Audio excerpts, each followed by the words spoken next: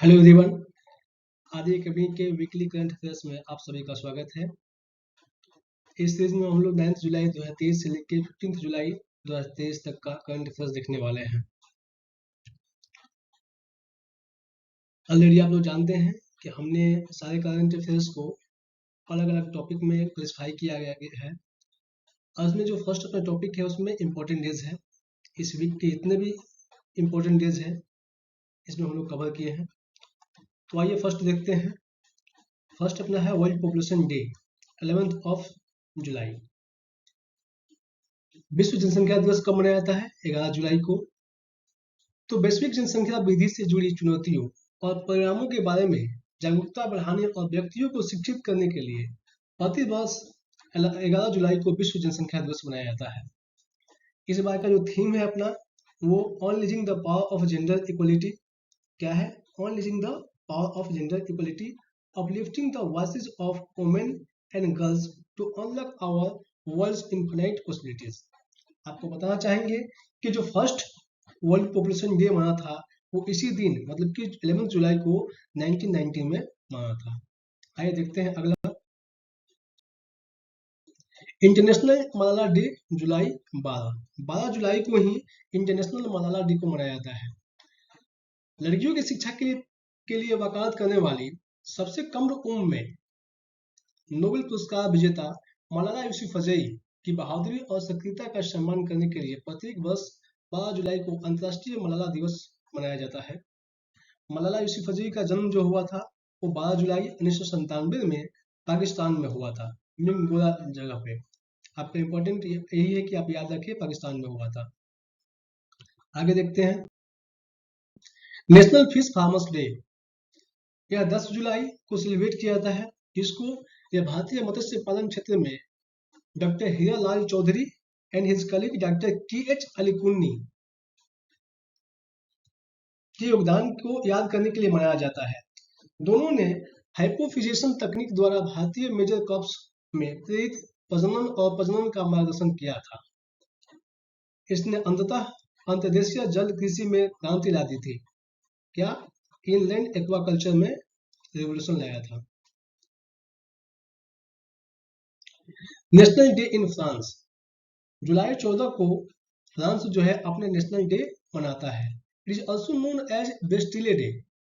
इसको Bastille day के भी नाम से जानते हैं। 14 जुलाई 1789 में फ्रांसीसी क्रांति के दौरान बेस्टिल के तूफान की सालगिरह है। इस बार के जो गेस्ट ऑफ ऑनर है बेस्टिल डे के वो हमारे मतलब कि भारत के प्राइम मिनिस्टर नरेंद्र मोदी जी हैं। वर्ल्ड यूथ स्किल डे कब मनाया जाता है? जुलाई 15 को। 15 जुलाई को वर्ल्ड यूथ स्किल डे मनाया जाता है। संयुक्त राष्ट्र द्वारा घोषित विश्व युवा कौशल दिवस 2014 से प्रति वर्ष 15 जुलाई को मनाया जाता है। इस बार का थीम क्या है देखते हैं। Theme for world youth skill day क्या है? Skilling teachers, trainers and youth for a transformative future. आइए अगला जो सीरीज है उसमें अपना जो भी नेशनल न्यूज है उसको हम लोग जानते हैं। लंबानी एम्ब्रॉयडरी पैचेज, हम्पी में आयोजित लंबानी कढ़ाई प्रदर्शनी ने G20 संस्कृति कार्य समूह के पहले दिन इतिहास रच दिया। क्या इतिहास रच दिया भाई? लंबानी वस्तुओं के सबसे बड़े प्रदर्शन के लिए एक उल्लेखनीय गिनीज वर्ल्ड रिकॉर्ड हासिल किया। जो लंबानी वस्तु है उसके सबसे बड़े प्रदर्शन के लिए गिनीज वर्ल्ड रिकॉर्ड में इसका नाम डिस्प्ले हो गया। इसका नाम जो है एक लंबानी जनजाति है उसके नाम पे रखा गया है और 2010 में कर्नाटका से इसे जीआई टैग भी मिल चुका था। India poised to become world's second largest economy by 2075. Goldman Sachs. Goldman Sachs, according to the investment bank Goldman Sachs investment bank के अकॉर्डिंग इंडिया जो है 2075 तक सेकेंड लार्जेस्ट इकोनॉमी बन जाएगा। और इसका जो मेन इतनी बड़ी अर्थव्यवस्था बनने में जो भागीदार है वो क्या है? श्रम शक्ति है, लेबर फोर्स है। India overtakes China as most attractive emerging market for investing.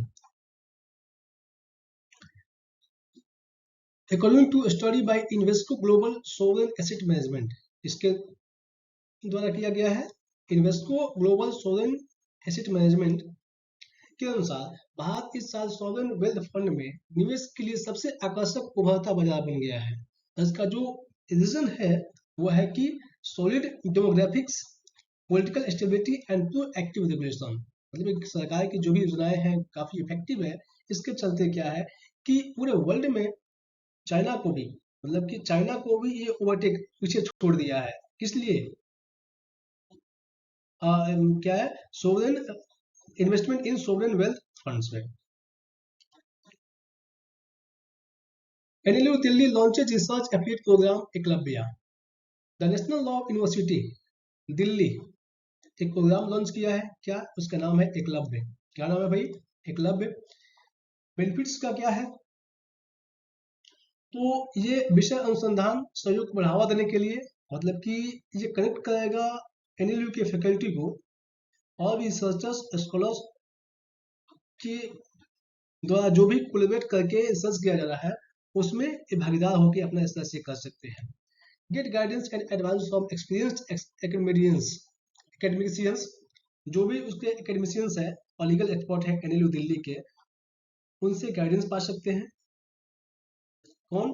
Those who do not have traditional law degree, वो जाकर वहाँ पे क्या कर सकते हैं? उनसे एक्सपीरियंस पा सकते हैं, उनके एक्सपीरियंस से लीगल एक्सपर्ट जो भी है वहाँ पे उनसे सलाह भी ले सकते हैं। और वहाँ की जो भी एक्सटेंसिव लाइब्रेरी है, मतलब कि जो भी वहाँ पे फैसिलिटीज अवेलेबल है NLU दिल्ली में, उसका एक्सेस भी उनको मिल सकता है। यह प्रोग्राम का नाम क्या है? Eklavya. FCRA license. Ministry of Home Affairs MHA has cancelled the Foreign Contribution Registration Act. FCRA का फुल फॉर्म क्या होगा? Foreign contribution registration act.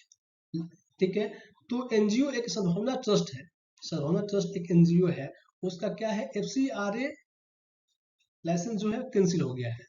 तो FCRA वायोलेशन ये कैंसिल होने से उसको घाटा क्या है कि एक डेजिग्नेटेड बैंक है state bank of India new Delhi में, जिसमें एक अकाउंट खुलता है जिससे आप फॉरेन फंड्स कोई भी पा सकते हैं। मतलब कि अगर NGO है और चाहता है कि कोई फॉरेनर्स उसमें इन्वेस्टमेंट ये क्या करे, डोनेट करे, तो उसके लिए अकाउंट ओपन करना पड़ेगा।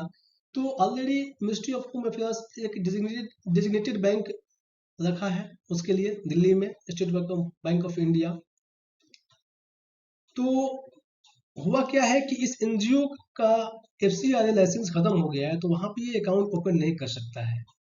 और ये जो NGO है वो दलित वुमेन और मुस्लिम वुमेन के लिए काम कर सकता है, और ये करता है, सॉरी। और अकाउंट ओपन न होने के कारण ये फॉरेन जो भी ग्रांट्स है उसको नहीं पा सकता है।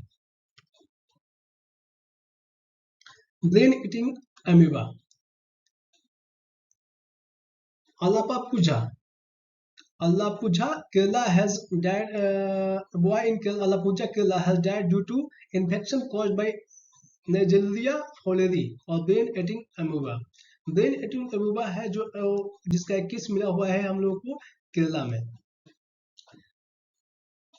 इससे वहां पे क्या है, एक बच्चा की मौत हो गई है। यह झीलों और नदियों में तलछट में पाए जाने वाले बैक्टीरिया पर जीवित रहता है। ठीक है, सेडिमेंट्स में जो बैक्टीरिया पाए जाते हैं उस पर यूज रहता है। इसीलिए क्या है कि जहाँ पे इस सैलाइन कंडीशन है वहां पे क्या है, ये ब्रेन ईटिंग अमूबा पाया नहीं जाता है, मतलब ये सी में नहीं पाया जाता है। ये क्या है? सी में नहीं पाया जाता है, ये लेक्स और रिवर्स में ही पाया जाएगा। Vedanta Foxconn JV joint venture. Taiwan's Foxconn announced that it was pulling out of the joint venture JV with Vedanta. Taiwan के फॉक्सकॉन एक कंपनी है जो अनाउंस किया है कि वो वेदांता के साथ जो उसकी ज्वाइंट वेंचर थी वो खत्म कर रहा है। Foxconn is the world largest contact electronic maker. ये क्या है? Largest contact electronic maker company है, और कहाँ की है ये? ताइवान की है। कर पूजा, यह त्रिपुरा में मनाया जाने वाला एक त्योहार है जो खर्ची पूजा के 2 सप्ताह बाद मनाया जाता है और कैर का सम्मान करता है। ये एक क्या है? त्रिपुरा का फेस्टिवल है क्या? कर पूजा। अगर आपसे क्वेश्चन में पूछा जाता है कि कर पूजा कहाँ मनाया जाता है, तो आप बोलेंगे कि त्रिपुरा में। और 2 वीक्स आफ्टर खर्ची पूजा के बाद मनाया जाता है। टू ऑनर कर अ गार्जियन ऑफ गॉड, एक कर है जो भगवान के भी गार्जियन है, उनको ऑनर करने के लिए। PM Modi wished for joy, harmony, health and prosperity for the citizens of Tripura on the eve of Ker Puja. It is also held in few other north eastern states, और भी जो नॉर्थ ईस्टर्न स्टेट्स है वहां भी मनाया जाता है।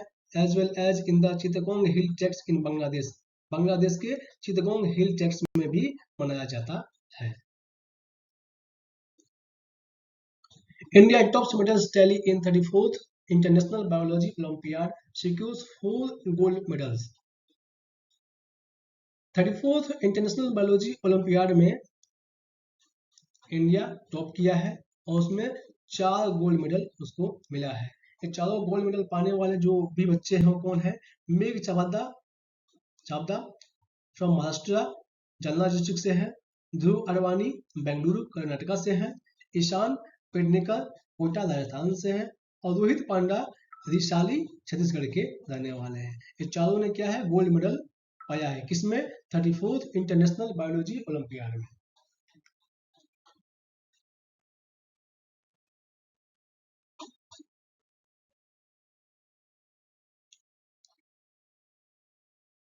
अगला करंट अफेयर्स है, S Jaishankar files nomination for Rajya Sabha elections from Gujarat.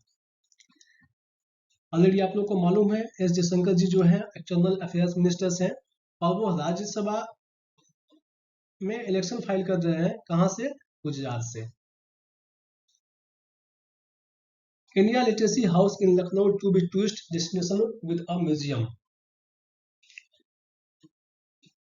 India literacy house कहाँ है? लखनऊ में है और एक ये टूरिस्ट डेस्टिनेशन साइट होगा और यहाँ पे एक म्यूजियम भी होगा।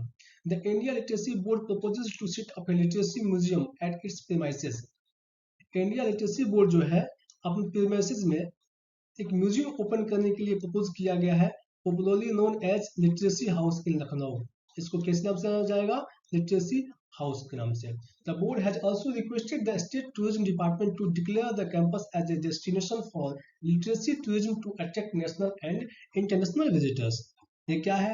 नेशनल और इंटरनेशनल विजिटर्स को अट्रैक्ट करने के लिए बोर्ड जो है वो स्टेट के टूरिज्म डिपार्टमेंट से रिक्वेस्ट किया गया है कि इसको एक लिटरेसी टूरिज्म के रूप में क्या किया जाए? डिक्लेयर किया जाए।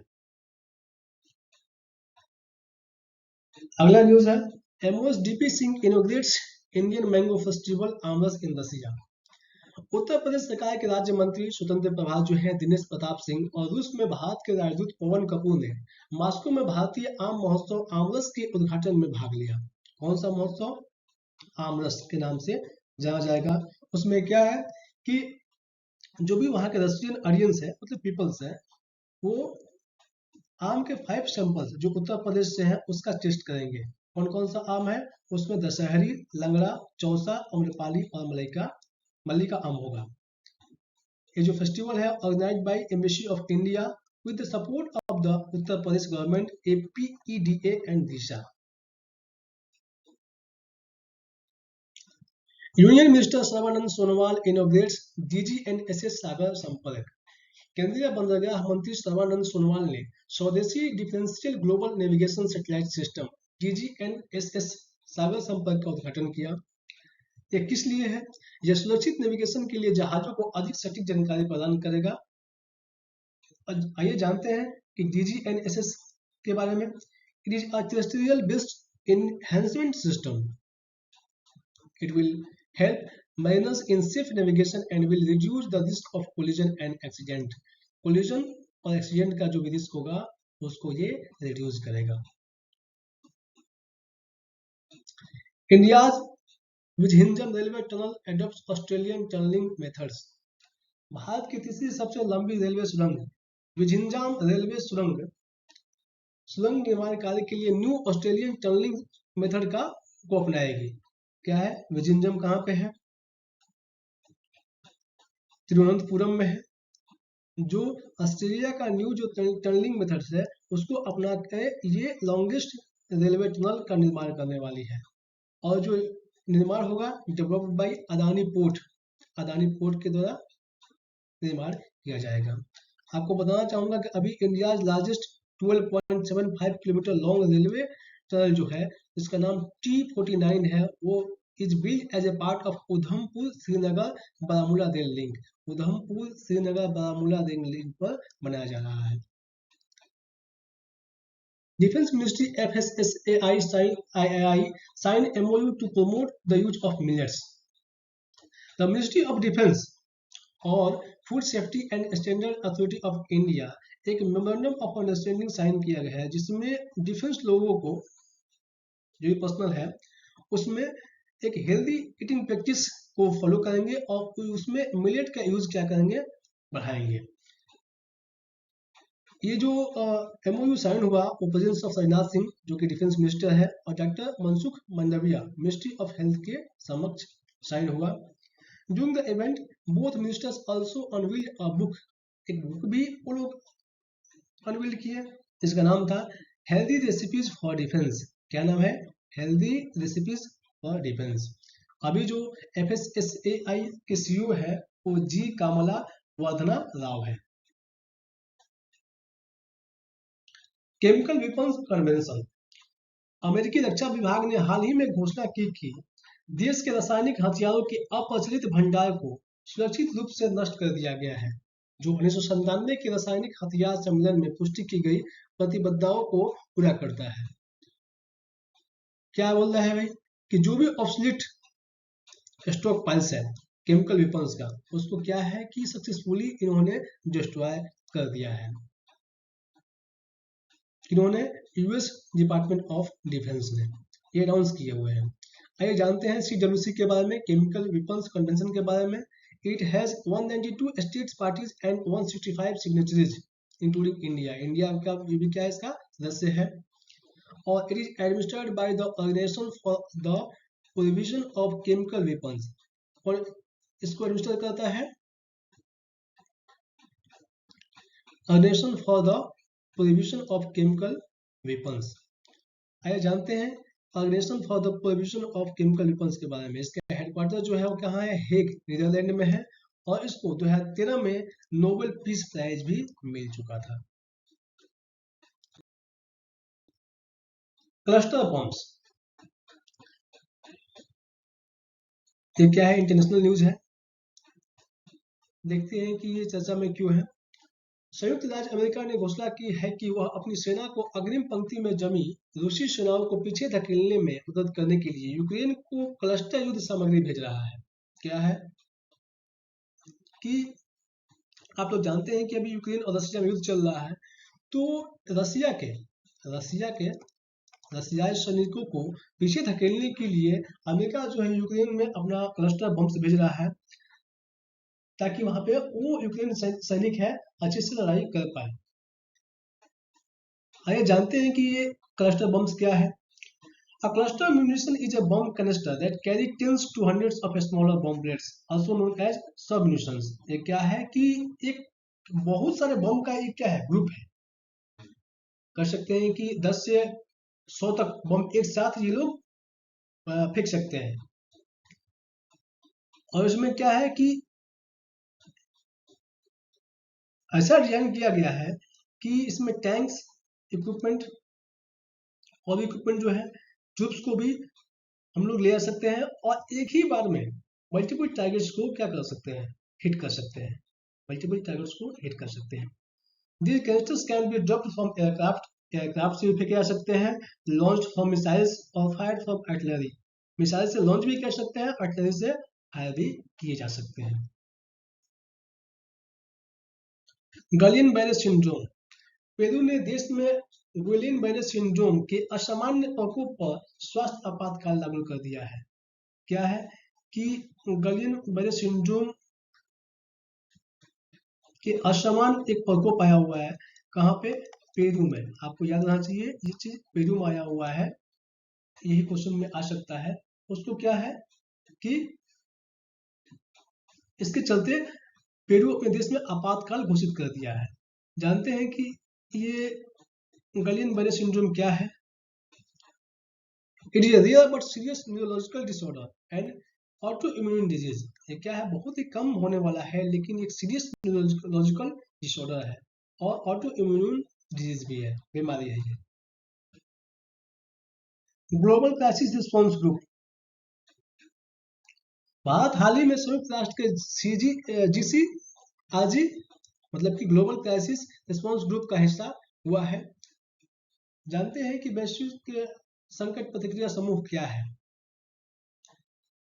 तो जीसीआरजी की स्थापना संयुक्त राष्ट्र महासचिव द्वारा मार्च 2022 में खाद्य सुरक्षा, ऊर्जा और वित्त में परस्पर जुड़े संकटों से संबंधित तत्काल और महत्वपूर्ण वैश्विक मुद्दों को संबोधित करने और वैश्विक प्रतिक्रिया के समन्वय के लिए की गई है। ठीक है, आगे बढ़ते हैं। IMO sets 2050 as net zero target. The International Maritime Organization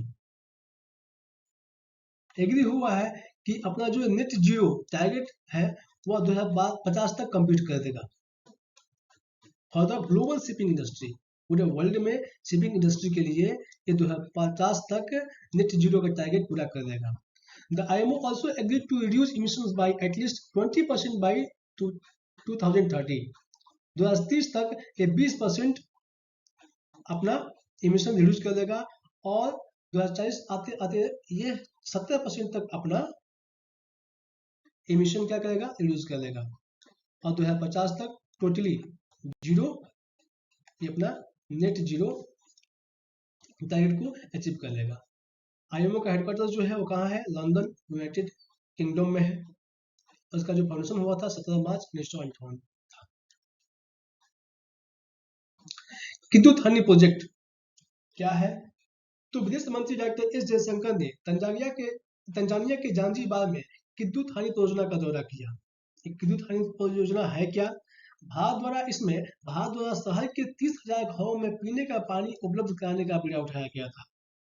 वहां पे किद्दुत हनी जांजीबार में भारत जो है 30,000 हाउस होल्ड में पीने का पानी प्रोवाइड कराएगा।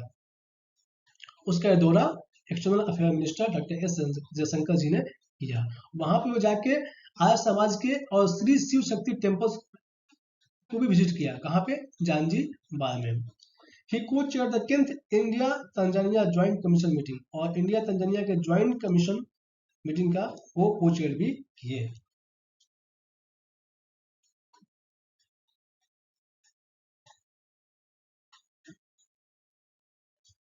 ओपन क्लीन, चीन ने अपना पहला घरेलू open source desktop operating system जारी किया है जिसका नाम क्या है? Open clean. यह मौजूदा open source Linux operating system पर आधारित है। इसका उद्देश्य क्या है? माइक्रोसॉफ्ट के विंडोज और एप्पल के मैक ओएस ऑपरेटिंग सिस्टम को प्रतिस्थापित करना। क्या करना? रिप्लेस करना।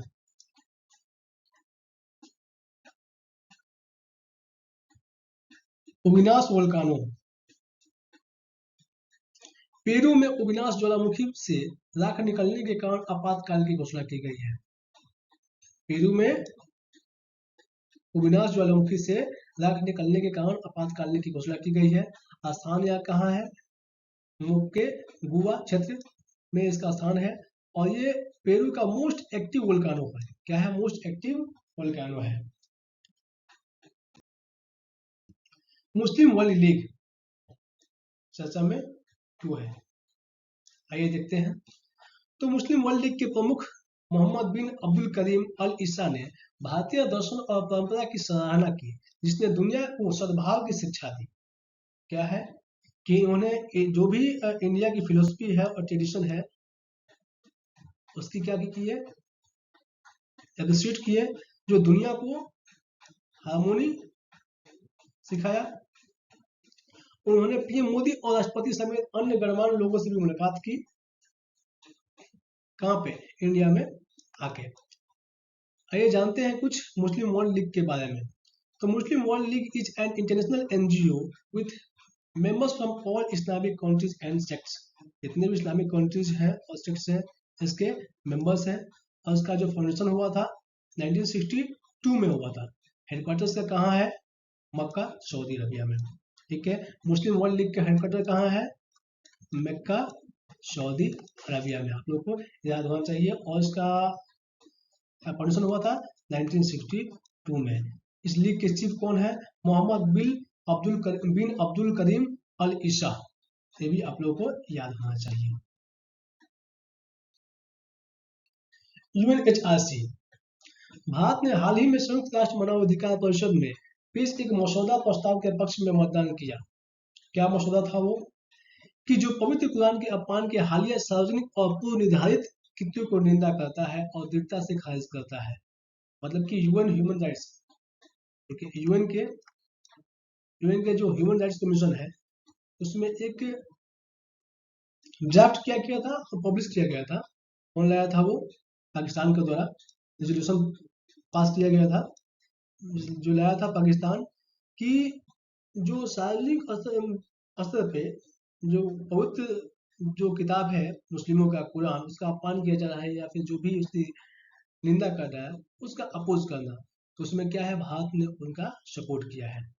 इस प्रस्ताव के अगेंस्ट में जो रेजोल्यूशन अगेंस्ट में जो वोट किए हैं, इस रेजोल्यूशन के अगेंस्ट में जो वोट किए हैं वो कंट्री है Belgium, Finland, France, Germany, UK और US. UAE becomes first Arab country to get observer status on Asia Pacific money laundering. Asia Pacific group APG on money laundering. Money laundering पे जो first Arab country UAE है जिसको observer status का दर्जा मिला है।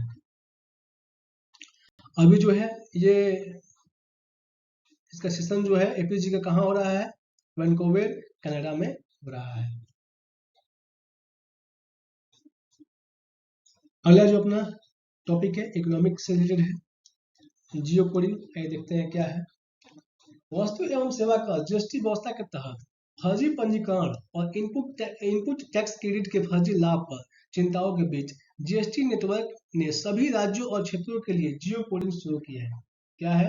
फर्जी पंजीकरण भी हो रहा है और इनपुट टैक्स क्रेडिट के फर्जी लाभ पर, इनपुट टैक्स क्रेडिट में फर्जी लाभ भी ले रहे हैं। उसमें क्या है कि GST नेटवर्क ने सभी राज्यों और क्षेत्रों के लिए जियो कोडिंग शुरू की है। जियो कोडिंग क्या है? जियो कोडिंग किसी स्थान के पते या विवरण को भौगोलिक निर्देशांक में परिवर्तित करता है, जिससे क्या होगा, इससे GSTN रिकॉर्ड में पते के विवरण की सटीकता सुनिश्चित करने और पते का स्थान और सत्यापन प्रक्रिया को सुव्यवस्थित करने के लिए पेश किया गया है।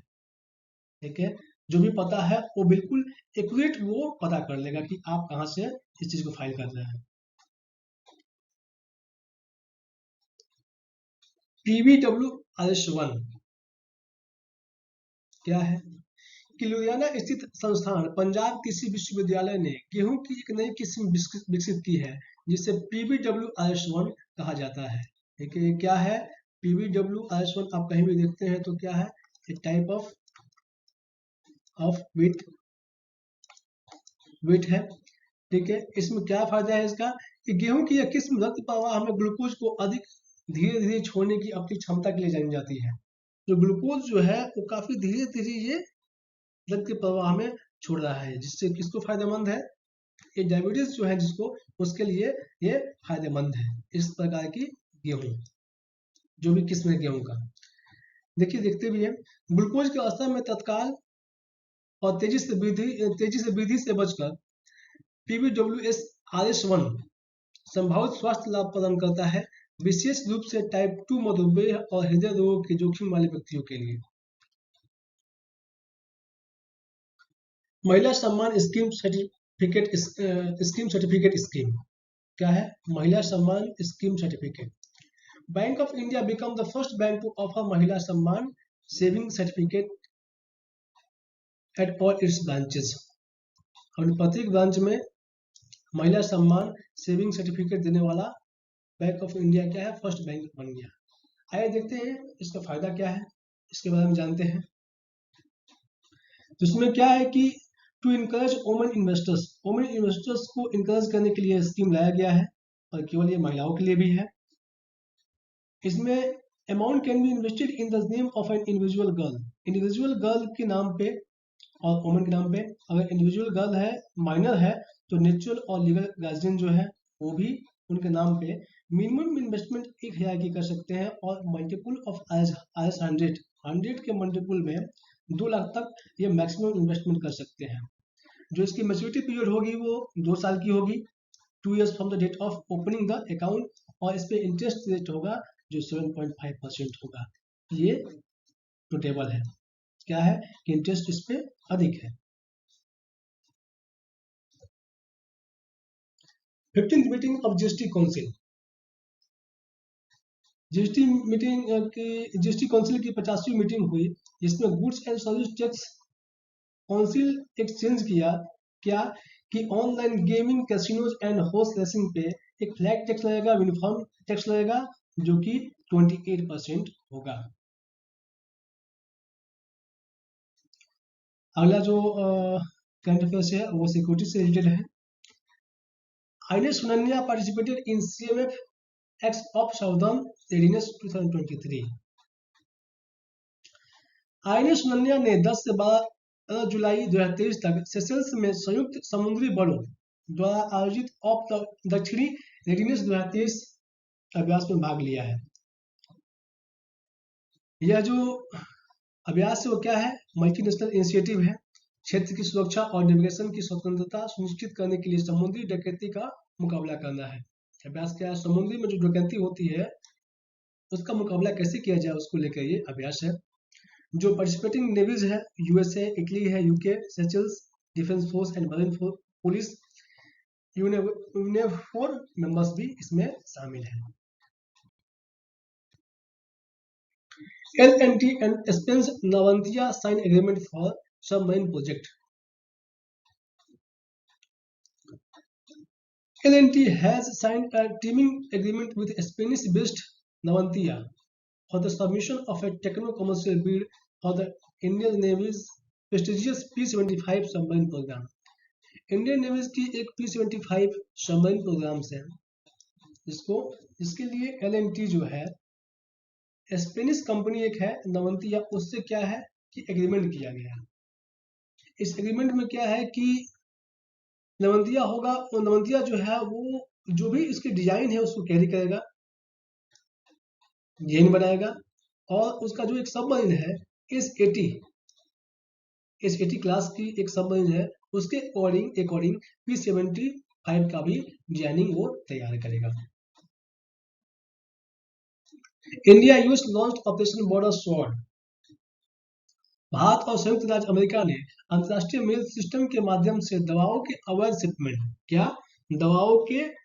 अवैध shipment illegal shipment of drugs रोकने के लिए संयुक्त रूप से ऑपरेशन बॉर्डर स्वॉर्ड चलाया। क्या है ऑपरेशन बॉर्डर स्वॉर्ड? किसके लिए? इलीगल शिपमेंट ऑफ ड्रग्स के लिए। Unicorn Nora 50। जापान भारत को स्टील्थ नौसैनिक एंटीना निर्यात करेगा, जिन्हें भारतीय नौसेना के भविष्य के विध्वंसक जहाजों पर स्थापित किया जाएगा। क्या है कि जापान एक्सपोर्ट करेगा stealth naval antennas to India that will be installed on future destroyers of the Indian navy. Unicorn क्या है? United combined radio antenna. NORA 50 क्या है? Integration mast is a horn shaped structure.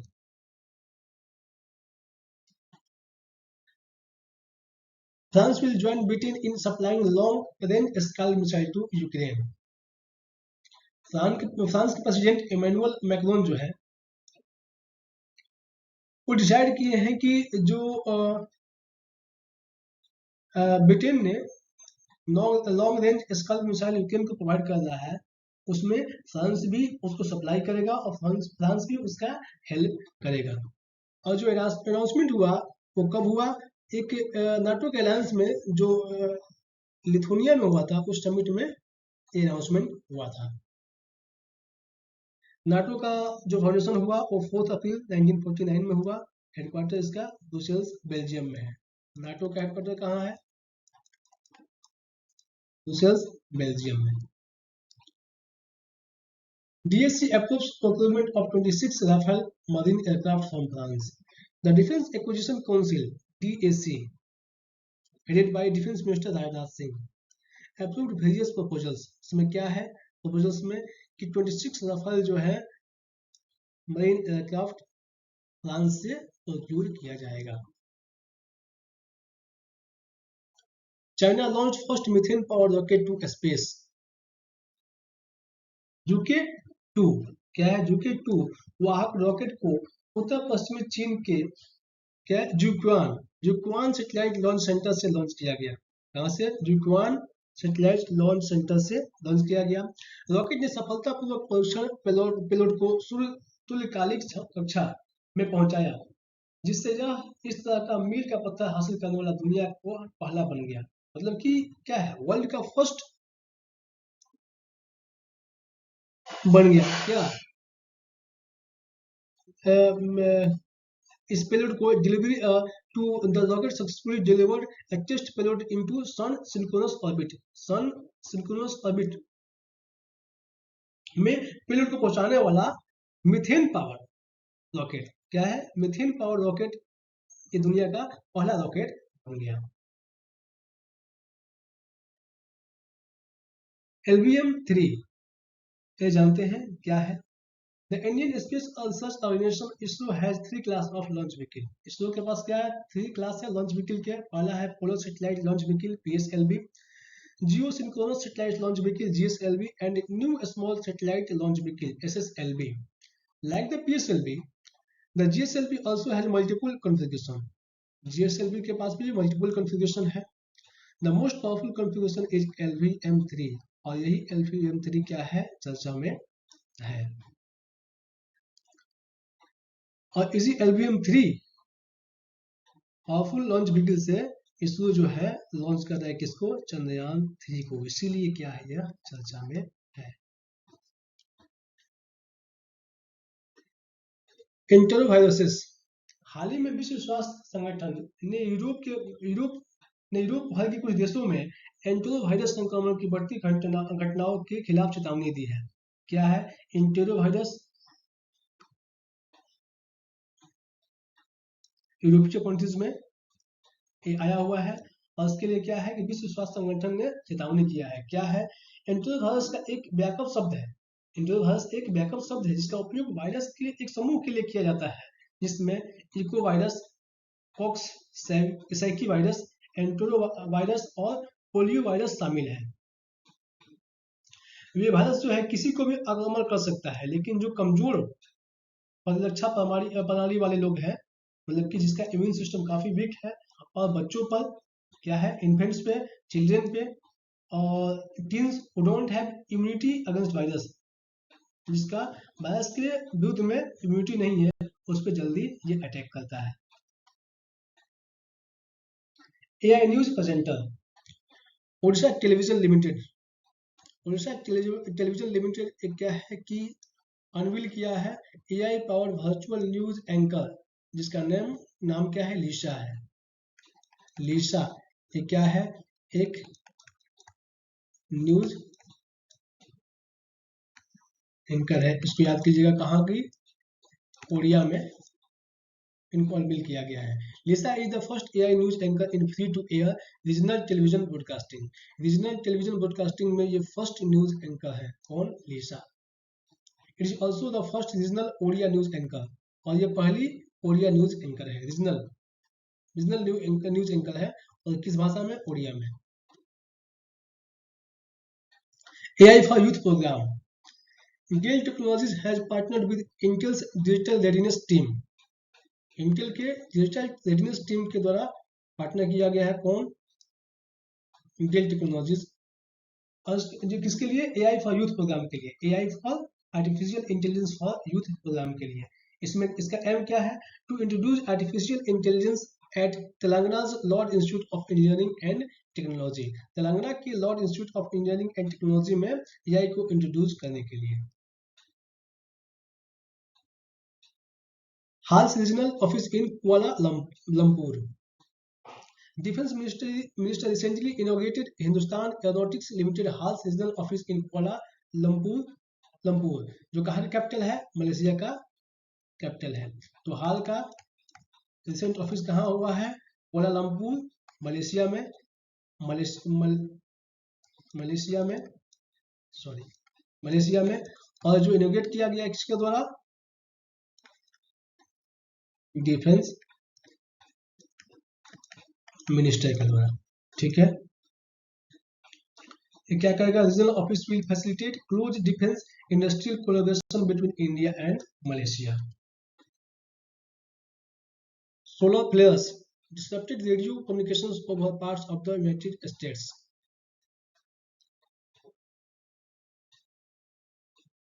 सूर्य ने एक श्रेणी और 100 ज्वालाएं एक श्रेणी की 100 ज्वालाएं उत्सर्जित की, जिसमें संयुक्त राज्य अमेरिका और प्रशांत महासागर के कुछ हिस्सों में रेडियो संचार बाधित हो गया। सोलर फ्लेयर्स क्या है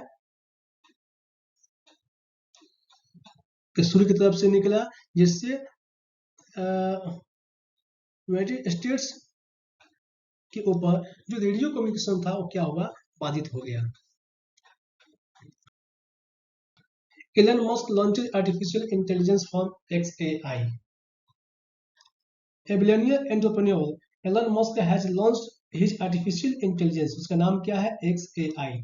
xAI किसके द्वारा लॉन्च किया गया है? Elon Musk के द्वारा, आपको याद होना चाहिए। और एक उसी के नाम से एक फर्म रजिस्टर्ड किए, ठीक है, xAI कॉर्प, कहाँ? नेवादा में। Elon Musk ऑलरेडी क्या है? सीईओ है इलेक्ट्रिक कार मेकर टेस्ला के, स्पेस एक्स के, और अब ऑनर हो गए हैं ट्विटर के भी। मेजोराना जीरो मोड्स, ये क्या है? माइक्रोसॉफ्ट के शोधकर्ताओं ने मेजोराना जीरो मोड के निर्माण में प्रगति करके क्वांटम कंप्यूटिंग के क्षेत्र में एक महत्वपूर्ण मील का पत्थर हासिल किया है। यह है क्या? ये कण जो अपने स्वयं के प्रतिकण है, ये कण जो है ये खुद के प्रतिकण है में उल्लेखनीय गुण है जो क्वांटम कंप्यूटिंग के क्षेत्र में क्रांति ला सकता है। ये जो कण होता है खुद के एक प्रतिकण है, एंटी पार्टिकल्स है, और ये क्वांटम कंप्यूटिंग के क्षेत्र में क्रांति ला सकते हैं।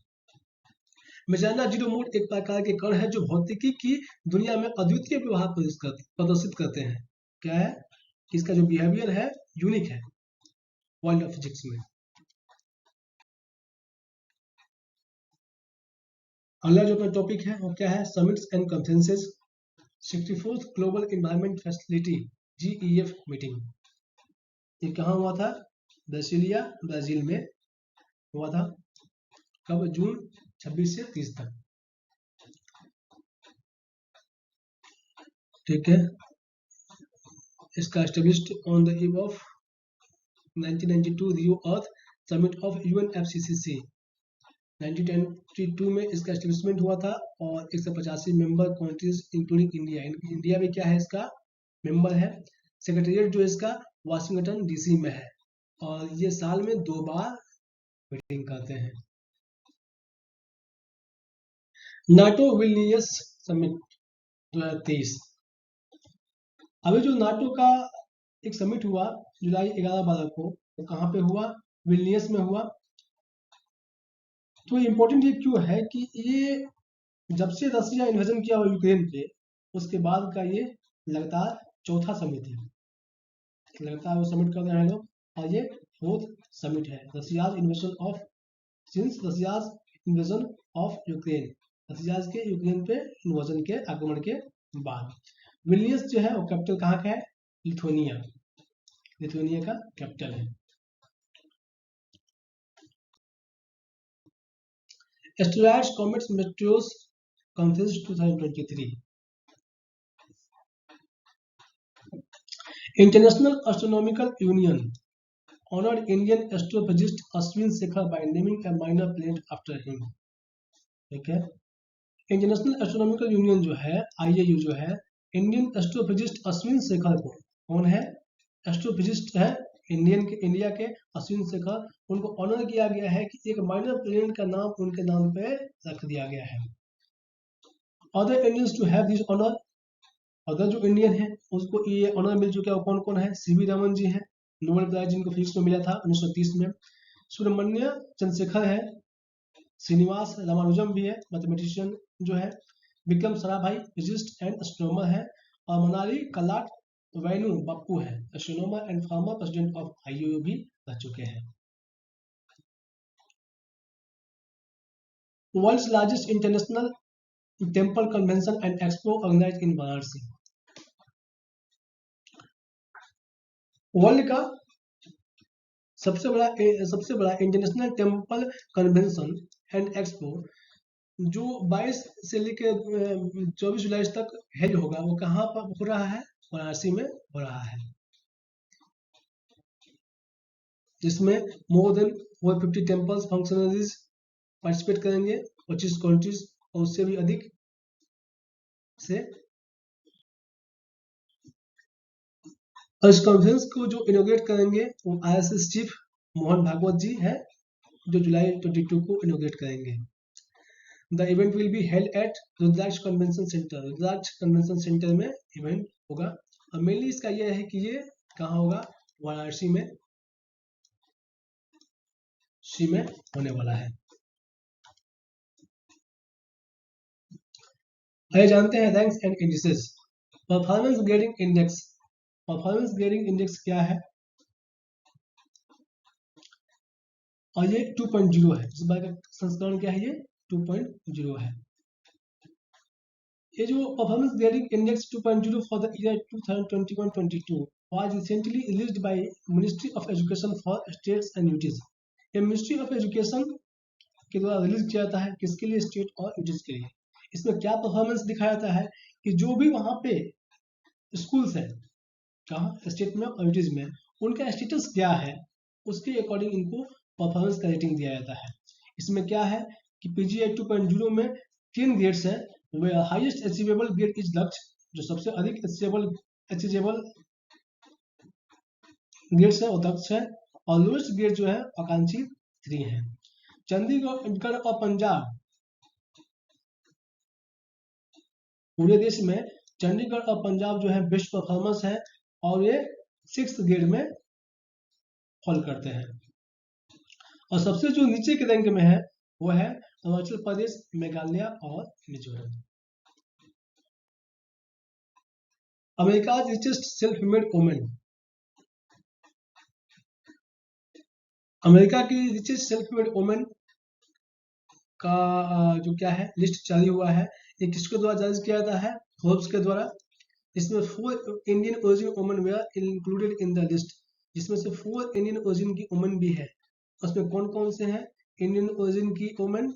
जयश्री उल्लाल, जिनका रैंक है 15th, नाम क्या है? जयश्री उल्लाल। नीरजा शेट्टी, इनका रैंक 25th है। नेहा नरखेड़े, इनका रैंक 15th है। और इंदिरा नूई, जिनका रैंक 77th है। Multi dimensional poverty index MPI, the latest update of global MPI was released recently. क्या है कि लेटेस्ट जो है MPI का अपडेट है रिलीज हुआ है, जिसमें 415 million people moved out of poverty in India. India में 415 मिलियन पीपल गरीबी से बाहर आ चुके हैं just in 15 years from 2005-6 to 2019-21। और यहाँ पे जो चाइल्ड मोर्टेलिटी रेट है वो भी गिर गया है। कहाँ से? 4.5% से 1.5% तक हो चुका है। आपको बताना चाहेंगे कि 25 कंट्रीज इंक्लूडिंग इंडिया को लेकर 25 देश जो है सक्सेसफुली हेल्प दिया global MPI values with in 15 years. ठीक है, 15 साल में MPI वैल्यूज को आधा कर चुके हैं। ये release by united nations development programme UNDP के द्वारा रिलीज किया जाता है, and the Oxford poverty and human development initiative OPHI के द्वारा। 2023 military strength ranking, global fire power के द्वारा 2023 का मिलिट्री स्ट्रेंथ रैंकिंग रिलीज किया गया है, जिसमें जो फर्स्ट रैंकिंग हो USA का है, सेकंड रसिया का है, थर्ड चाइना का है और इंडिया का 4th है। मतलब कि अगर क्वेश्चन आता है कि ग्लोबल फायर पावर द्वारा जो मिलिट्री रैंकिंग जो है देश का दिया गया है, उसमें इंडिया का पोजीशन क्या है? ग्लोबल फायर पावर के द्वारा जो 23 मिलिट्री स्ट्रेंथ रैंकिंग दी गई है, उसमें इंडिया का पोजीशन क्या है? तो 4th है। ओके,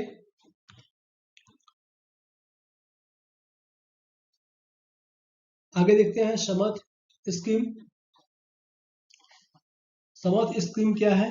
तो कपड़ा मंत्रालय ने हाल ही में खुलासा किया कि 75,000 लाभार्थियों के अतिरिक्त प्रशिक्षण लक्ष्य और कार्यान्वयन भागीदारी के लिए के समर्थन में 5% वृद्धि के साथ 43 नए कार्यान्वयन भागीदारों को समर्थ योजना के तहत सूचीबद्ध किया गया है। कपड़ा क्षेत्र में क्षमता निर्माण योजना कपड़ा मंत्रालय का एक मांग आधारित और प्लेसमेंट उन्मुख अम्ब्रेला कौशल कार्यक्रम है। ठीक है, समर्थ स्कीम किसके लिए है? टेक्सटाइल वर्कर्स के लिए है और किसके द्वारा जारी किया गया है? टेक्सटाइल मिनिस्ट्री के द्वारा। A new campaign for banks under Agri Infra Fund launched.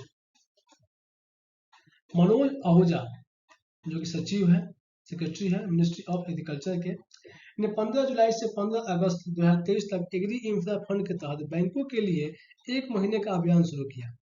क्या है? बैंकों के लिए 1 महीने का अभियान शुरू किया गया। अभियान का जो शीर्षक है वो क्या है? Bharat banks heralding accelerated rural and agriculture transformation. यहाँ पे आपको भारत का फुल फॉर्म भी एग्जाम में आ सकता है, तो आप इसको याद कर लीजिए। Banks heralding accelerated rural and agriculture transformation. Agriculture transformation इसका टारगेट क्या है? ₹7200 करोड़ है। Aim to promote ₹1 lakh crore agriculture infrastructure fund for the creation of necessary infrastructure in the farm sector. Farm sector में नेसेसरी इंफ्रास्ट्रक्चर को डेवलप करने के लिए 1 लाख करोड़ रुपए का ये फंड रिलीज करेंगे, क्रिएट करेंगे।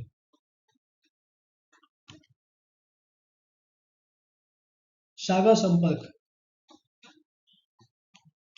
द मिनिस्ट्री ऑफ पोर्ट्स, जहाजरानी, वाटरवेज और जलमार्ग मंत्रालय ने सागर संपर्क का उद्घाटन किया है, जो समुद्री उद्योग में डिजिटल परिवर्तन की दिशा में एक महत्वपूर्ण कदम है। सागर संपर्क है क्या? यह एक स्वदेशी differential global navigation satellite system है, जो क्या है कि स्थलीय आधारित संवर्धन प्रणाली है। ठीक है, जो global navigation satellite system GNSS में त्रुटियों और अशुद्धियों को ठीक करती है, जिससे अधिक सटीक स्थिति की जानकारी मिलती है। क्या है? सटीक स्थिति की जानकारी मिलेगी और नेविगेशन क्या होगा? इजी हो जाएगा। Government doubles income slabs for EWS under PMAY।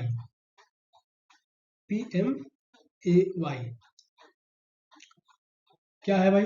प्रधानमंत्री आवास योजना।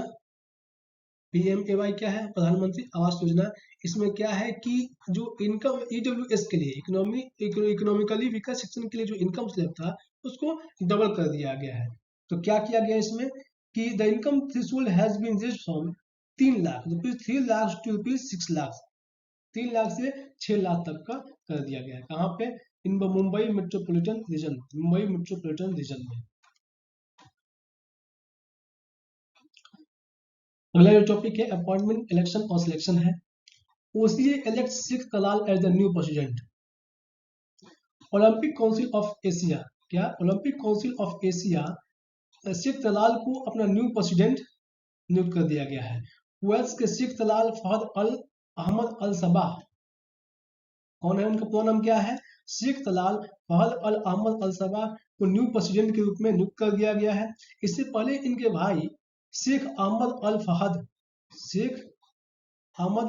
फहद अल सबाह ओसीओ को 30 साल तक मतलब 2021 तक ये क्या किए? लीड किए। और इसका जो फाउंडेशन हुआ था 1982 में हुआ था। किसके द्वारा? इनके फादर के द्वारा, इन्हीं के पिता के द्वारा, जिनका नाम था फहद अल अहमद अल जबीर अल सबाह, और जो 1990 तक मतलब कि 82 में फाउंडेशन हुआ था और 19 तक उसको लीड किए थे। ठीक है, इस ओसीए का हेडक्वार्टर कहाँ है? कुवैत में। इसके प्रेसिडेंट कौन है अभी? शेख तलाल। और इसका जो फाउंडेशन हुआ था 1982 में न्यू दिल्ली में हुआ था। इसका मोटो है एवर ऑनवर्ड, मतलब कि सदैव आगे।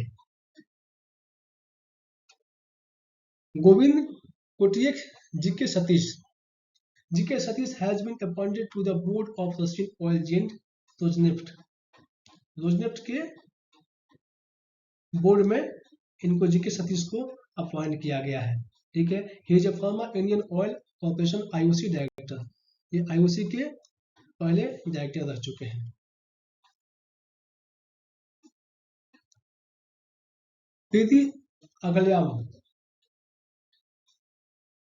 To become first women director of IIT to lead IIT Zanzibar. आप लोग को ऑलरेडी मालूम है कि जंजीबार में अपना एक आईआईटी खुला हुआ है, इंडियन इंस्टीट्यूट ऑफ टेक्नोलॉजी। तो उसके पहले डायरेक्टर जो है वो प्रीति अगल्याम को बना गया है। She is an IIT Madras alumna and professor in the department of chemical engineering. वो आईआईटी मद्रास के अलुमना रह चुकी हैं और वहाँ पे डिपार्टमेंट ऑफ केमिकल इंजीनियरिंग के प्रोफेसर भी रह चुकी हैं। SBI appoints Abhijit Chakraborty as SBI card CEO. SBI जो है अभिजीत चक्रवर्ती को एसबीआई कार्ड्स के सीईओ के रूप में अपॉइंट कर दी है।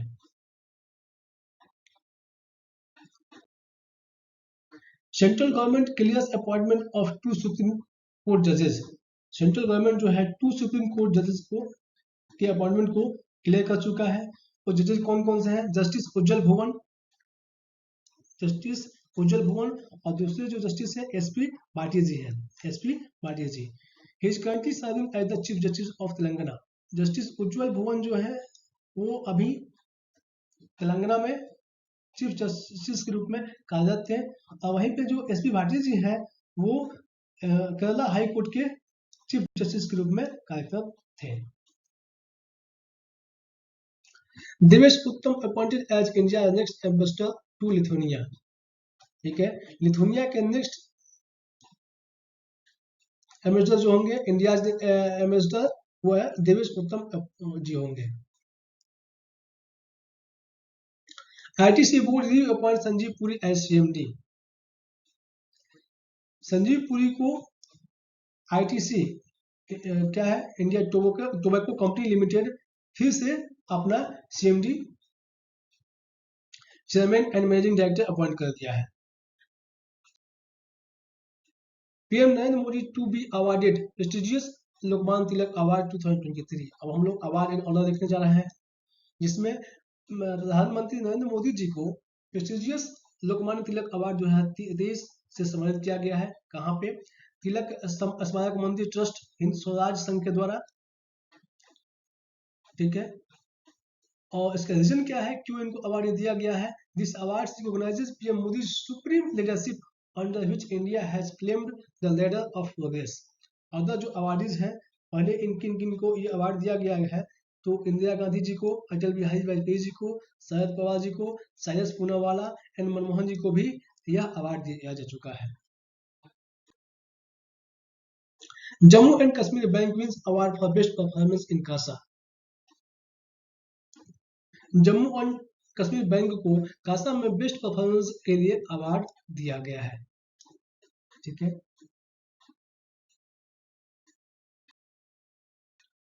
Bajaj Allianz life insurance wins insurance innovation awards 2023।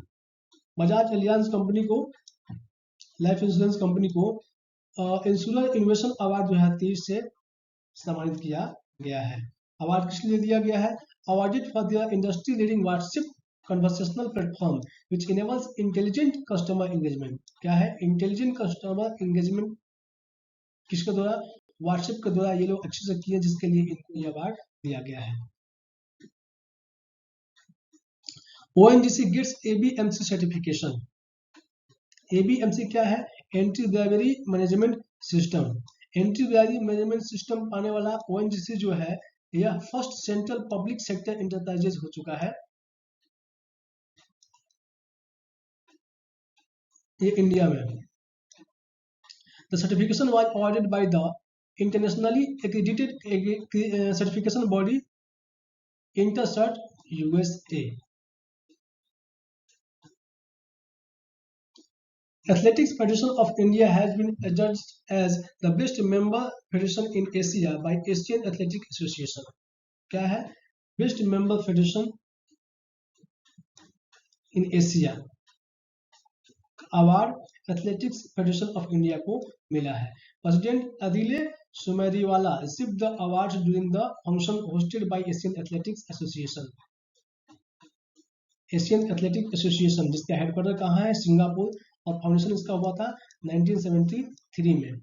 इसके द्वारा एथलेटिक्स फेडरेशन ऑफ इंडिया को अवार्ड दिया गया, किसके लिए? बेस्ट मेंबर फेडरेशन के लिए, और जिसके प्रेसिडेंट कौन है? आदिल सुमरीवाला है। PM Modi receives France highest award grand cross of the legion of honour. आपको जस्ट हमने बताया कि पीएम मोदी जी फ्रांस के नेशनल डे पे वहां पे गेस्ट ऑफ ऑनर बन के गए थे, और उसी समय उनको फ्रांस के हाईएस्ट अवार्ड जो होता है grand cross of the legion of honour से सम्मानित किया गया। With this honour he also become the first Indian prime minister. क्या है? फर्स्ट इंडियन प्राइम मिनिस्टर हुए जिनको यह सम्मान दिया गया। और कब हुआ? अभी देखिए न्यूज में बताया भी था आपको। He also join the French national day July 14 को फ्रेंच नेशनल डे भी ज्वाइन किए थे, celebration as the guest of honour के रूप में। अदर अवार्ड जो है ये जो पा चुके हैं, ये अवार्ड नेल्सन मंडेला जी हैं, किंग चार्ल्स है और एंजेला मर्केल है।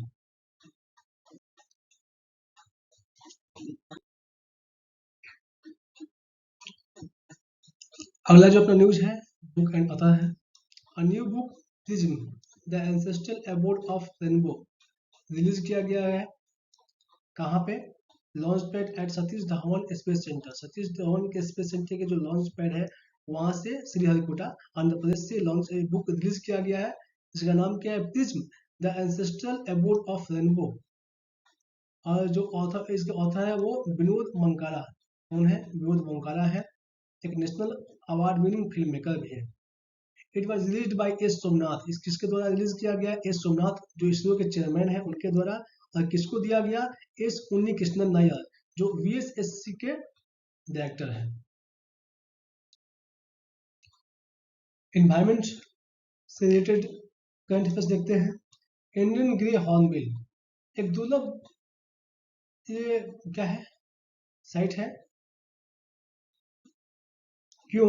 क्योंकि अक्सर शहरी परिवेश में पाए जाने वाले इंडियन ग्रे हॉर्नबिल जो शहरों में पाए जाते हैं को हाल ही में पुडुचेरी में शंकराबरनी नदी के पास पुरापक्कम में प्रकृति और वन्य जीव मंचों के एक पक्षी प्रेमी के द्वारा देखा गया है।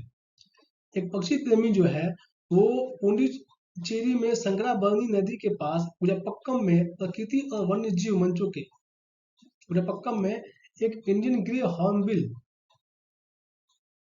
उन्होंने देखा। इसमें कॉमन क्या है कि इसके बारे में हम जानते हैं क्या इम्पोर्टेंट क्यों है। It is a common hornbill found on the Indian subcontinent. ठीक है, यह इंडियन सबकॉन्टिनेंट में पाया जाता है। और मेन इसका जो इशू है, मतलब मेन जो साइट का सुंदरता यह है कि it is commonly cited in pairs. ये जोड़े में ही मैक्सिमम पाया जाता है। The male and female look similar. और मेल और फीमेल जो है बिल्कुल सिमिलर लुक में जाते हैं। आप पहचान नहीं सकते कि कौन मेल है और कौन फीमेल है, लेकिन हमेशा ये जोड़े में ही पाए जाते हैं। अगला है ओजोन यूवी बुलेटिन। विश्व मौसम विज्ञान संगठन ग्लोबल एटमॉस्फेयर वॉच ने 7 वर्षों के अंतराल के बाद ओजोन परत की स्थिति को अद्यतन किया है। उसमें क्या बताया गया है कि 99% of production and use of ozone depleting substances has been phased out.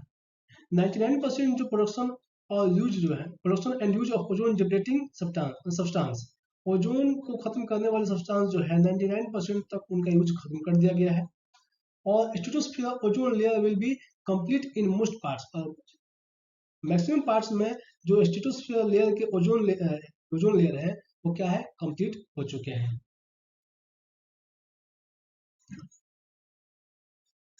मुकुरुथी national park. Tamil Nadu forest department has stepped up visit around Mukurthi national park in Nilgiris to curb poaching. Poaching को खत्म करने के लिए जो है तमिलनाडु फॉरेस्ट डिपार्टमेंट ने एक प्रोग्राम लॉन्च किया गया है। प्रोग्राम नहीं बोल सकते, निगरानी को बढ़ा दिया गया है। कहाँ पे? नीलगिरी मुकुरुथी राष्ट्रीय उद्यान में। इट इज लोकेटेड, कहाँ पे है ये? It is located in the north western corner of the Tamil Nadu in the western Ghats. मतलब कि अगर क्वेश्चन में आता है कि मुकुरुथी नेशनल पार्क जो चर्चा में है वो कहाँ पे स्थित है, तो आप बोलेंगे तमिलनाडु में। कौन? मुकुरुती राष्ट्रीय उद्यान। सालसोला अपोजिट फोलिया डेस्फोंटेनिया। गांधीनगर स्थित गुजरात पारिस्थितिक शिक्षा और अनुसंधान के शोधकर्ताओं की एक टीम फाउंडेशन ने सालसोला ओपोसिटिफोलिया डेस्फोंटेनिया नामक साइड वाट की एक नई प्रजाति की खोज की है। यह क्या है? It is perennial shrubs that grows in saline water में ग्रोज करता है, एरिड टू सेमी एरिड में भी, environments to the Kutch district, जो कि कच्छ डिस्ट्रिक्ट में पाया जाता है। कहाँ पे? गुजरात के कच्छ डिस्ट्रिक्ट में। It belongs to the family of Amaranthaceae अम्लंथेंसी।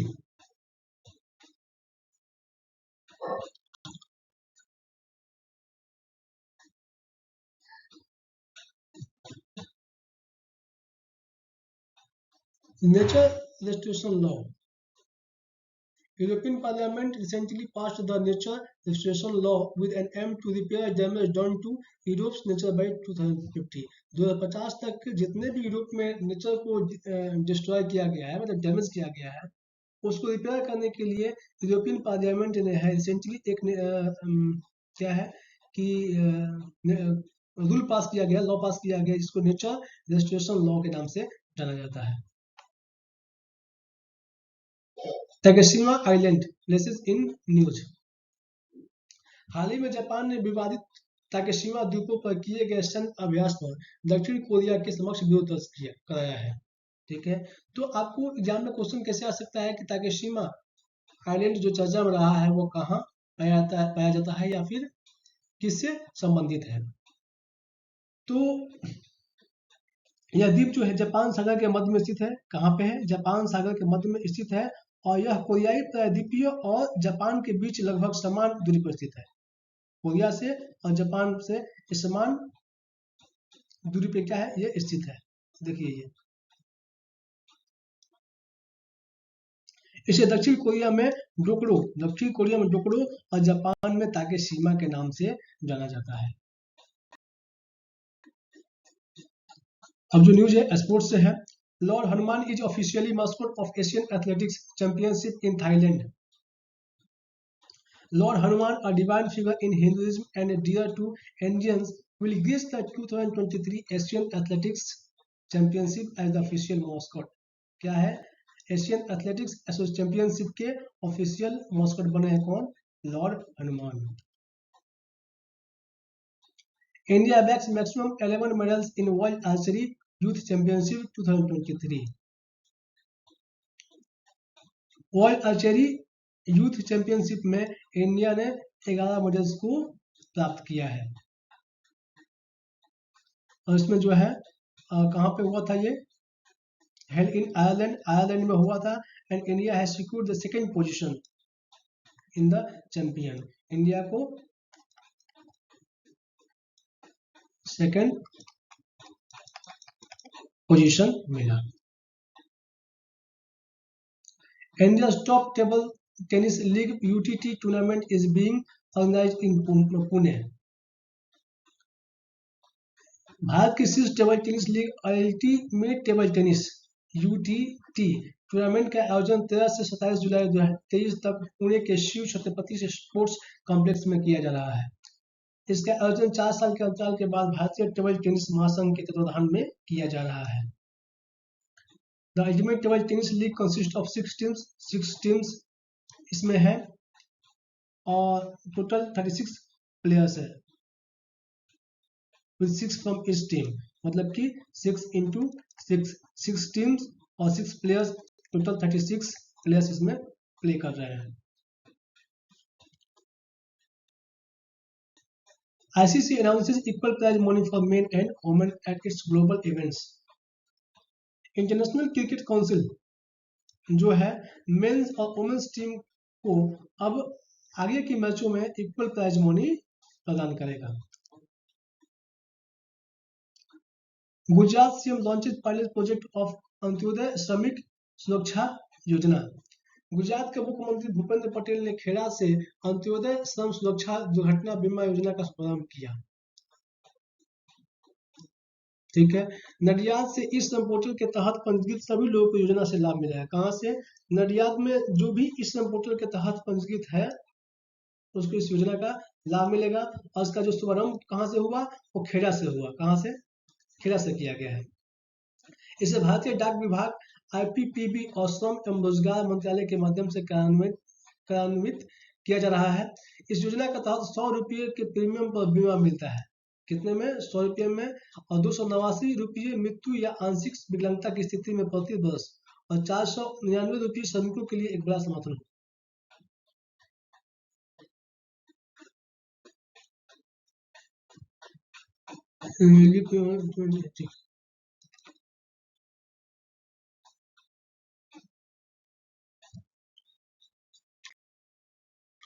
Veda one park. UP CM Yogi Adityanath inaugurated India first वैदिक थीम्ड पार्क इन नोएडा सेक्टर 78। नोएडा सेक्टर 78 में इंडिया का पहला वैदिक थीम्ड पार्क वेद वन पार्क का इनोग्रेशन हुआ है। मो जंगल जामी योजना। उड़ीसा गवर्नमेंट लॉन्च द मो जंगल जामी योजना। ये कहाँ पे लॉन्च हुआ है? उड़ीसा में।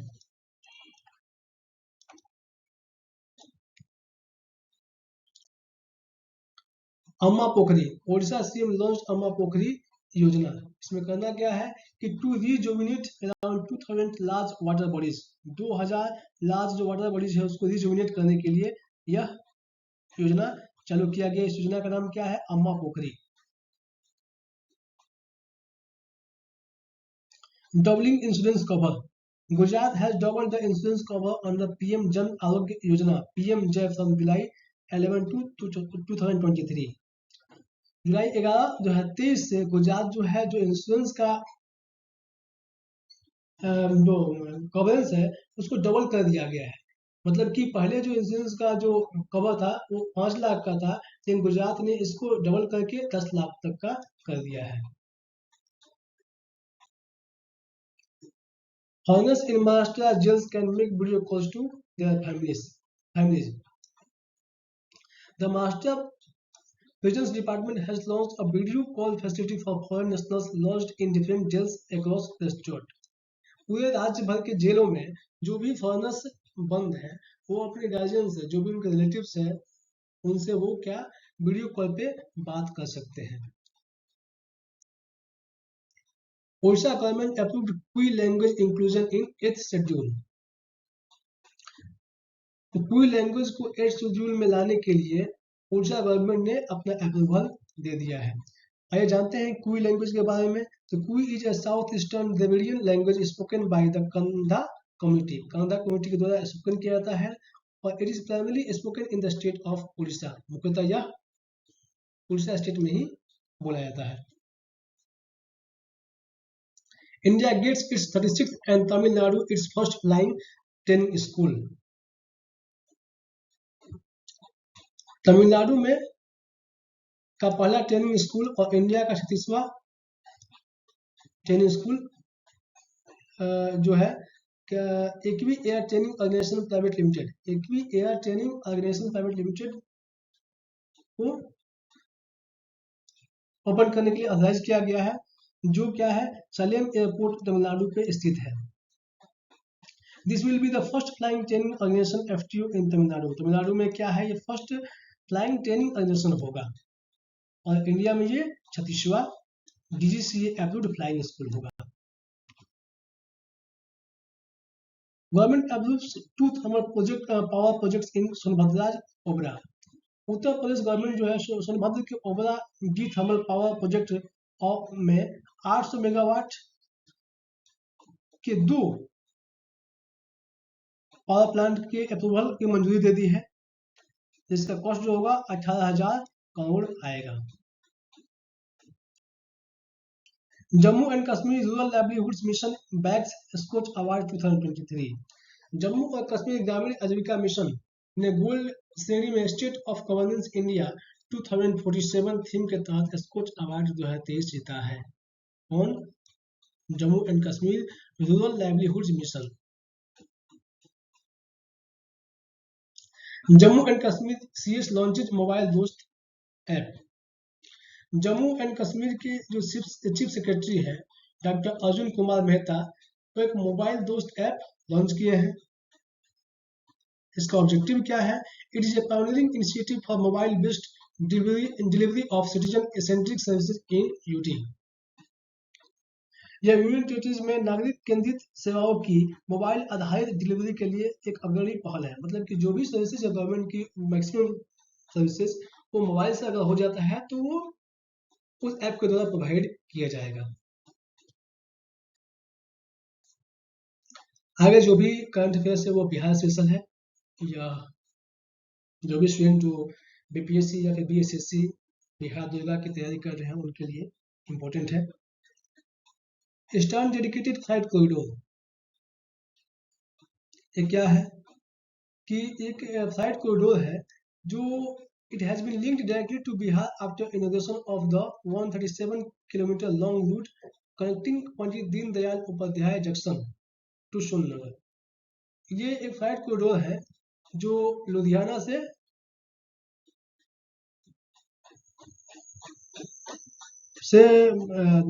नॉर्थ वेस्ट से लुधियाना से दाकुनी वेस्ट बंगाल को कनेक्ट करता है और ये बिहार से होकर गुजर रहा है। आप इस मैप में देख सकते हैं क्लियरली कि बिहार में भी होकर यहाँ पे गुजर रहा है ये। तो इससे क्या होगा कि बिहार को काफी फायदा होगा। It passes through at least 11 stations of the state falling under jurisdiction of the east central railway. इस सेंट्रल रेलवे के तहत आने वाले 11 स्टेशनों से ये गुजरेगा। और जो हो ये जो फ्लाइट कॉरिडोर है मतलब कि ईस्टर्न डेडिकेटेड फ्लाइट कॉरिडोर जो है वह पंजाब, हरियाणा, उत्तर प्रदेश, बिहार, झारखंड और वेस्ट बंगाल को कवर करेगा। Heritage tree, in search for heritage tree a 300-year-old बनियान फाउंड। हेरिटेज ट्रीज के सर्च के क्रम में बिहार में 300 साल पुराना बनियान ट्री मिला है। भारतीय वनस्पति संरक्षण ने बिहार में 2 विरासत वृक्षों की पहचान की है। पहला क्या है? बनियान ट्री, जो कहाँ मिला है? मुंगेर कैंपस में, मुंगेर में, और 300 साल पुराना पेड़ है। और पाकड़ ट्री 200 साल पुराना ट्री जो बाथनाहा विलेज सीतामढ़ी में मिला है। इसका जो डेट पता किया गया है वो कार्बन डेटिंग के कंसेप्ट से पता किया गया है। भिखारी ठाकुर जो चर्चा में है, तो 52nd death anniversary of Bhikhari Thakur was commemorate कब? He is often called held as the Shakespeare of Bhojpuri. इन्हें शेक्सपियर ऑफ भोजपुरी के नाम से भी जाना जाता है। किनको? भिखारी ठाकुर को। और इनका 52nd डेथ एनिवर्सरी मनाया गया। His लिटरेसी मास्टरपीस, इनका जो लिटरेसी मास्टरपीस है वो विदेशिया है। और इनका जन्म जो हुआ था 18 दिसंबर 1887 में बिहार के छपरा डिस्ट्रिक्ट में हुआ था। माइक्रो फाइनेंस MFI बोरोविंग्स, मार्च 2022-23 तक बिहार भारत में सबसे अधिक सूक्ष्म ऋण उधार देने वाला राज्य बन गया। ठीक है। Micro lending borrowings in India highest, इस स्टेट में क्या है? हाईएस्ट है। क्या? Micro lending borrowings. Report was released by credit information company Cliff high mark. Bihar has overtaken Tamil Nadu. Bihar क्या है? तमिलनाडु को भी पीछे छोड़ दिया है। किसमें? माइक्रो फाइनेंस बोरोइंग्स में। टॉप जो 3 है वो बिहार है, उत्तर प्रदेश है और कर्नाटका है। British award for innovation 2021, Venkatesh Singh को भौतिकी में अनुसंधान में उनके योगदान के लिए प्रतिष्ठित पुरस्कार से सम्मानित किया गया। He is the head of Department of Physics at Central University of South Bihar। Central University of South Bihar में Department of Physics के हेड हैं। He was conferred to him, it was conferred to him by President Droupadi Murmu. Latest award इनको दिया गया और किनके द्वारा दिया गया? प्रेसिडेंट द्रौपदी मुर्मू के द्वारा। उनका नाम क्या है? वेंकटेश सिंह। और कहाँ अभी कार्यरत है? Department of physics, central university of south Bihar. Menstrual health in Bihar. Patna विश्वविद्यालय के जनसंख्या अनुसंधान केंद्र द्वारा आयोजित एक अध्ययन। इस अध्ययन में क्या है कि सब्जेक्ट था menstrual health and hygiene among adolescent girls in climatic vulnerable areas in Bihar. The study was carried out primarily in Patna, Darbhanga, Sitamarhi and Banka districts. जिसमें फाइंडिंग्स क्या मिला कि about 40% of the rural adolescent girl in Bihar use cloth instead of sanitary napkins. Sanitary napkins की जगह वो कपड़ों का प्रयोग करती हैं अपने menstruation के समय। At least 5% of them are not allowed to take bath during the period. अब पीरियड के समय 5% तो अलाउ नहीं होता कि वो नहाए। Even among the girls who use sanitary napkins, 90% have not received any government supplied napkins in the recent past. उसमें से जो भी मतलब कि 40% तो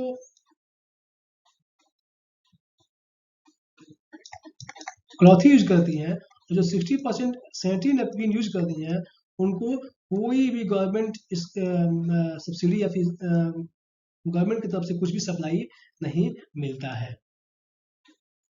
एंड उसमें से 67% जो गर्ल्स है वो जो भी नैपकिन यूज करती हैं ओपन में फेंक देती हैं।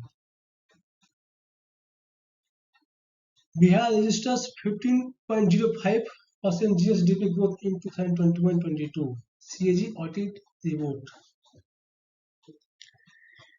कैग का ऑडिट रिपोर्ट है कि बिहार का जो जीएसडीपी ग्रोथ रिपोर्ट है वो 15.05% है। किसके लिए? 2021-2022 एफवाई के लिए। चलिए, तो आज का सेशन आज कंप्लीट होता है।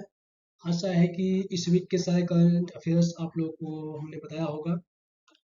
अगर आपको वीडियो अच्छा लगता है तो शेयर कीजिए और इस चैनल को सब्सक्राइब कीजिए ताकि नेक्स्ट वीडियो आए तो आपको मिलता रहे। Thank you.